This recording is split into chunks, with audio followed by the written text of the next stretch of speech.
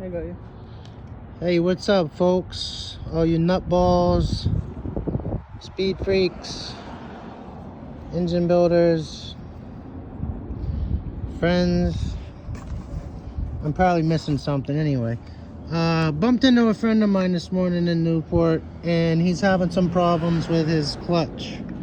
So, just want to make this little video for him. Got my other buddy sitting here, trying to show him how to get these things operational and give him a little fun too. But since we got all these things apart, so there's probably some information out there, but I just wanted to post this so you could see it directly. Inside of your clutch, which this is the pad or plate. This is your basket with your pads. This is the let me do this again. This is the plate. This is the basket with the pads.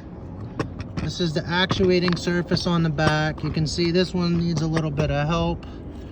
If I can, let me see here. Can you hold that real quick? Yeah, can you see it right? Okay, see how that's moving around? That should be a nice tight service. So that's gonna get fixed as well down the road here.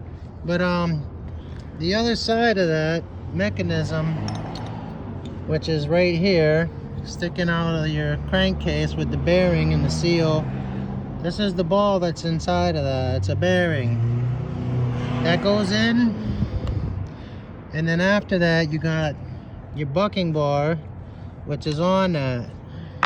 And then after that, let's not lose the bearing.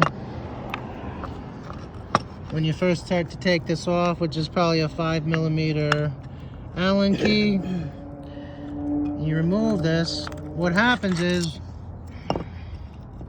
if I can even get it to work, I'm trying to explain this for everybody too, just so it's out there. If not, if you're on my channel and you are having these issues or you find it, can you get the, anyway, here we go. So this is the lever when you pull your clutch lever on your handlebar. This is the clutch lever that's at the other end of the wire, and that rubs against the little bucking bar, and then it goes and pivots on that bearing, and after that it pushes the spring, which disengages the clutch, and then when you engage it, that's where the pressure comes from, which is why you bump start the bike basically. So that said, I know he told me he was having some problems getting this back on. I'm not sure if you can find some longer, maybe a longer bolt. I mean, this typically you have one long one on the top, so you can, if you're a person that uses a chain guard or wants to put something behind that. But you go to the hardware store and just upgrade just a little bit. I think the bottom one of these, if I'm not mistaken, is a little deeper than the top anyway.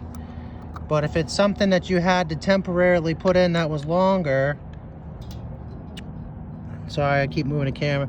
If it's something you had to temporarily put in that was longer while you actually get the other two to grab, then you could always, once you have that situated, you could take this one back out and put the proper one in. So if for some reason you're having problems and that's not going through, I don't have a solution at this moment. I'd have to actually see it. But the back side of this, as I was saying, what you have here, there's usually a little screw. You take that little screw out. If the motor is still on the bike, you take the screw out and pull your clutch in. This is your flower nut. And your flower nut, you want to turn it about maybe 1 or 2 more spaces.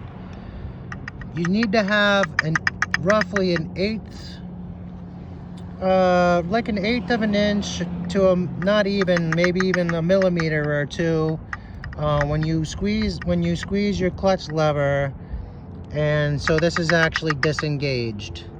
I can't show you properly because this is not on here, but basically if you're pulling the clutch in and then This is your clutch down here, which is just actuated, and this was off. What that would do is it would release the tension on this, and it'll allow you to turn it easier in either direction. You should be able to. You shouldn't have to use this machine slot. So anyway, if you're having problems with the clutch slipping, or if it's burning out continuously, this may not be set properly in the first place. And like I said, if you try to advance it 1 or 2 spaces and see how that works, and then if you need to go a little bit tighter after that, my suggestion also is if you have any kind of issues like that, is just get new clutch pads and start all over. They just literally pop in and out of here. You could use your finger or a knife or a screwdriver or anything, and you should be able to pretty easily get those in and out of there. And they're not much. You can get them for maybe between $6 and $10 for the whole set. eBay is what I always go to. Not getting points for recommending them, but I've always had better luck on there than I have had on Amazon. So anyway, that's my tip for the day, everybody. Hope that helps someone out there.